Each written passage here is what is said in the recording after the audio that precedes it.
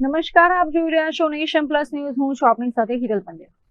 છોટાઉદેપુર જિલ્લામાં સ્થાનિક સ્વરાજ્યની ચૂંટણીનું રંગ જામ્યું છે. ત્યારે કવાંટ તાલુકાના રૂમડિયા જિલ્લા પંચાયત બેઠક જીતવા માટે ભાજપના ઉમેદવાર પિન્ટુ રાઠવાએ પ્રચારમાં પૂરેપૂરું જોર લગાવ્યું છે. ડોર ટુ ડોર પ્રચાર દરમિયાન પણ તેઓને સારો જનપ્રતિસાદ મળી રહ્યો હોય તેવા દ્રશ્યો સામે આવ્યા છે. રૂમડિયા જિલ્લા પંચાયત બેઠક પર ભાજપના ઉમેદવાર પિન્ટુ રાઠવાએ પોતાના પ્રચાર અભિયાનને વેગ આપ્યો છે. અલગ અલગ ગામોની મુલાકાત દરમિયાન તેઓ સીધા મતદારોના ઘર સુધી પહોંચી રહ્યા છે, જ્યાં તેમને ગ્રામજનો તરફથી ભાવભીનો આવકાર મળી રહ્યો છે.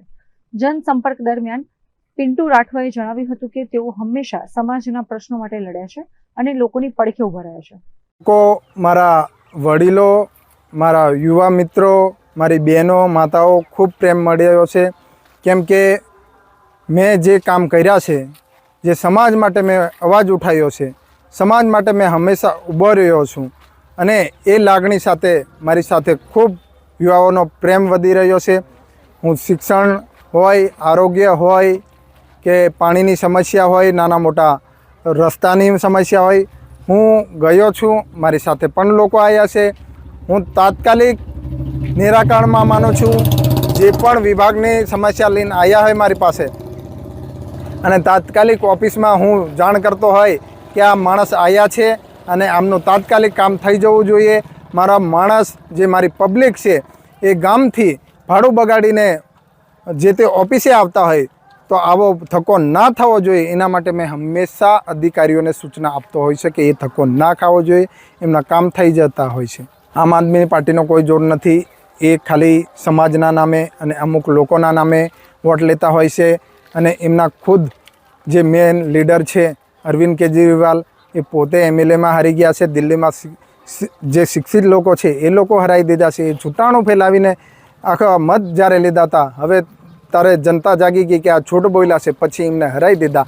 અને એના પછી અમુક લોકોના નામે વોટ લેતા હોય અને એ લોકો પણ નહીં કામ કરતા. એ તો બધાને ખબર છે, ઓનલી વિરોધ છે, વિરોધ કરતા હોય છે. એવું કશું નથી.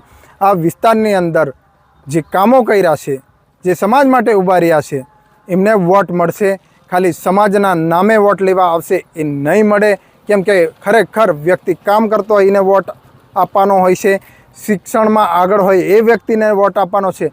અને જ્યારે ભણેલા ગણેલા યુવાઓ આવતા હોય તો મારા જે વડીલો છે એમના પણ કામ થશે.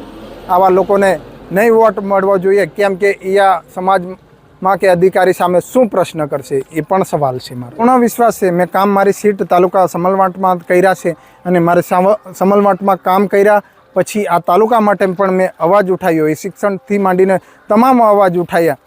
એટલે મને પૂર્ણ વિશ્વાસ છે કે લોકો મારું કામ જોયું છે, મારો અવાજ જોયો છે. એટલે મને પૂર્ણ વિશ્વાસ છે કે મને બહુમતીથી જીતાડશે. અત્રે ઉલ્લેખનીય છે કે પોતાના આગેવાનને ભાજપ તરફથી રૂમડિયા જિલ્લા પંચાયત બેઠક માટે મેન્ડેટ મળતા સ્થાનિકોમાં પણ ખુશીની લહેર જોવા મળી રહી છે. પિન્ટુ રાઠવા રૂમડિયા જિલ્લા પંચાયત બેઠક પરથી જીતીને તેમના વિસ્તારમાં વિકાસના કામો કરશે એવો સ્થાનિકોએ આશાવાદ વ્યક્ત કર્યો હતો. મેં સમલવાટનો રહેવાસી છું. હવે જે પિન્ટુભાઈ તાલુકામાં પહેલાં ચૂંટાયા, હવે તાલુકામાં ચૂંટાયા એમાં બી અમારું જે સરકારી કામ હતું, ઘરનું બી અને આ ગામનું બી અને પંચાયતનું જે તે કરી અમારું. અને હવે પાછા ઊભા રહ્યા એટલે હવે અમારે પાછી એવી આશા છે કે આગળ વધીને પાછો અમારે લાભ મળે.